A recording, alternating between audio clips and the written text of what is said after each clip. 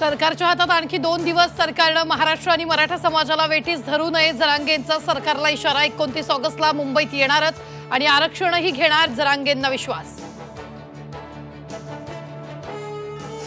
बीडमधील सभेत मनोज जरांगेंकडून मुख्यमंत्र्यांच्या आईबद्दल अपशब्द. चूक लक्षात आल्यावर जरांगेंनी शब्द घेतले मागे. तर महाराष्ट्र माफ करणार नाही, प्रवीण दरेकरांनी ठणकावलं.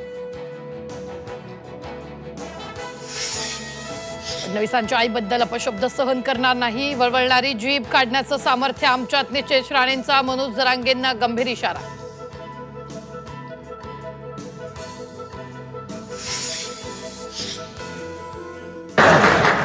आणि काही नाही जमलं तर मी आहेच. जग माझी उघडीच आहे. संजय शिरसाटांच्या आणखी एका विधानामुळे चर्चांना उधाण. डीजेपेक्षा 40 गाव वैजापूरचा बँड लावा. पैसे कमी पडले तर माझी बॅग उघडीच आहे, शिरसाटांचं वक्तव्य. एकनाथ शिंदेंच्या नगरविकास खात्यावर फडणवीस नाराज. केंद्राचा निधी मार्चपूर्वी वापरायला हवा. मुख्यमंत्र्यांच्या नगरविकास अधिकाऱ्यांना सूचना. तर आमचं विकासावर लक्ष. शिंदेंची सावध भूमिका.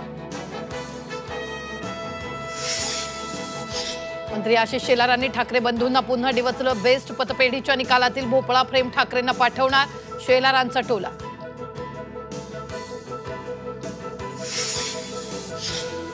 अमित साटम मुंबई भाजपचे नवे अध्यक्ष. प्रदेशाध्यक्ष रवींद्र चव्हाणांची घोषणा. मुख्यमंत्री फडणवीसांच्या उपस्थितीत अमित साटमवर नवी जबाबदारी सुपूर्द.